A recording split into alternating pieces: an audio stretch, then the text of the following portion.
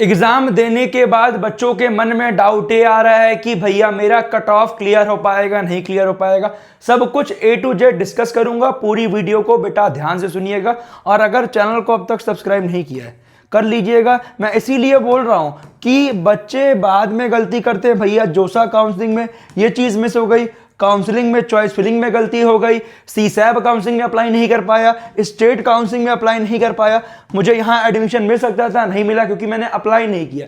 तो आपको ए to Z information जब तक कॉलेज नहीं मिलेगा, ये मेरी गारंटी है। वीवॉन एकेडमी टीम आपके साथ रहेगी, तो टेंशन नहीं लेना है। सब्सक्राइब करके बेल नोटिफिकेशन दबा लेना है। Category wise general, EWS, OBC, SC, ST सब कुछ डिस्कस करेंगे।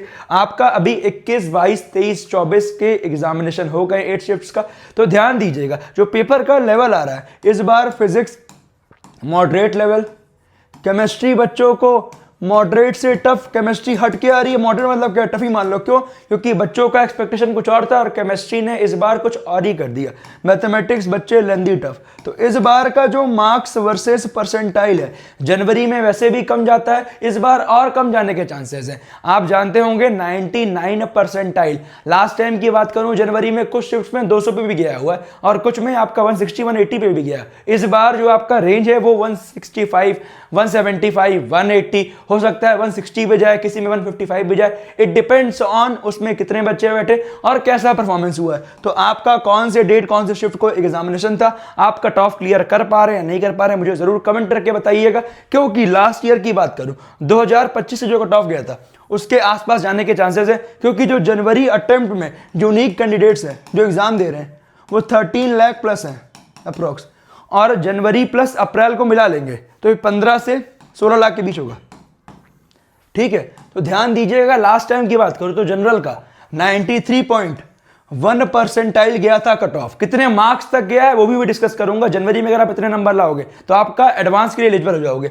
बात करें आपका 2026 में 93.5 के आसपास जाने के चांसेस, मतलब 93.5 के आसपास हो तो आपका सेफ रहेगा। ईडब्ल्यूएस की बात करें 80.38 लास्ट टाइम 2025 में गया था। 26 में 82 से लेके 83 के बीच जाने के चांसेस हैं। ओबीसी का 80 के आसपास और 81 से 82 पे जाने के चांसेस है। एससी में 61.15 जाने के चांसेस हैं। एसटी में 47.9। पीडब्ल्यूडी आपके सामने। तो ये आपका परसेंटाइल है, कितने मार्क्स तक है वो डिस्कस करूंगा, ध्यान से सुनिएगा। बात करें मार्क्स की तो ये आपके सामने है। कट ऑफ मार्क्स की बात करें जनरल में अगर आपके नंबर 100 से लेके 125 के बीच में आ रहे हैं तो आपका कट ऑफ क्लियर होने के चांसेस है। ये भैया रेंज क्यों लिखे? क्योंकि हर शिफ्ट का परसेंटाइल वर्सेस मार्क्स अलग अलग बनेगा, तो मैंने रेंज लिख दी। इतने तक आ रहे हैं तो आपका क्लियर होने के चांसेस है। ईडब्ल्यूएस में 55 से लेके 65 हो सकता है 50 में भी क्लियर हो जाए। ओबीसी में 50 से लेके 60 के बीच में। एससी में 30 से लेके 40 मार्क्स। एसटी में 20 से लेके 30 मार्क्स में आपका कट ऑफ क्लियर हो जाएगा। कितने बच्चों का इतना नंबर आ रहा है और वो कट ऑफ क्लियर कर रहे हैं मुझे कमेंट करके बताइएगा। अगर आपको भैया ये जानना है कि एनआईटी, ट्रिपल आईटी किस मार्क्स तक मिल जाएगा, जीएफटीआई हो गया, एडवांस से आईआईटी कितने मार्क्स तक मिलता है, तो मुझे कमेंट कीजिएगा। अगर मुझे कमेंट दिखता है तो मैं आपके लिए रेगुलर प्रॉपर वीडियोस लेके आ रहा हूँ। ये आपके सामने मार्क्स था। और बेटा एक चीज ध्यान दीजिएगा, अगर एलपीयू नेस्ट के लिए अप्लाई नहीं किया कर दीजिएगा। इसका रीजन क्या है? अगर आपका एडमिशन किसी भी आईआईटी या एनआईटी में होता है, आपकी रैंक कितनी भी आती है, किसी भी आईआईटी एनआईटी में होता है, एलपीयू नेस्ट का फॉर्म भरे रहोगे 1 लाख रुपीस का चेक आपका एलपीयू देगा। कैसे फिल आउट करना है? बहुत सारे बच्चे गलत गलत लिंक से अप्लाई करते हैं। लिंक का डिस्क्रिप्शन कमेंट में ऑफिशियली अप्लाई लिंक मैंने पिन किया हुआ है, तुरंत जाके वहीं से अप्लाई कीजिएगा। और एलपीयू नेस्ट का फॉर्म भरने में कोई दिक्कत आ रही है, I button, description, comment end screen पे वीडियो मिल जाएगा, चेकआउट कर लीजिएगा। हर जेईई एस्पायरेंट को फिल करना चाहिए, मेरा रिकमेंडेशन है। घर बैठ के ऑनलाइन एग्जाम होगा। जिनके पास कंप्यूटर या लैपटॉप नहीं है वो ऑफलाइन भी भर सकते हैं, कोई नेगेटिव मार्किंग नहीं है। मेरा रिकमेंडेशन है अप्लाई करना मिस आउट मत कीजिए। भैया एग्जाम कब है तो अपने अकॉर्डिंगली आप डेट चूज कर सकते हैं। तो मेरा रिकमेंडेशन है बेटा हर बच्चा अप्लाई करेगा। और अगर आपका आईआईटी एनआईटी में नहीं हो पाता है तो आपके लिए एलपीयू एक अच्छा ऑप्शन भी है। क्यों? मैंने खुद पर्सनली विजिट किया है कैंपस। आपकी फीस कम से कम हो जाएगी अगर आप कूपन कोड ये वाला लगाओगे LPUVXL192। इस कोड से लगाने से आपके फॉर्म कम से कम फीस में भरागा एंड साथ में स्कॉलरशिप आपको मैक्सिमम लेवल की मिल जाएगी। तो लिंक मैंने आपके लिए डिस्क्रिप्शन कमेंट में पिन किया। हमारे ही बच्चों को लास्ट टाइम जो बच्चों ने भरा हुआ था 70-80% तक की स्कॉलरशिप मिली हुई है। तो अगर आपने अब तक फिल नहीं किया है, मेरा रिकमेंडेशन है फिल कर दीजिएगा।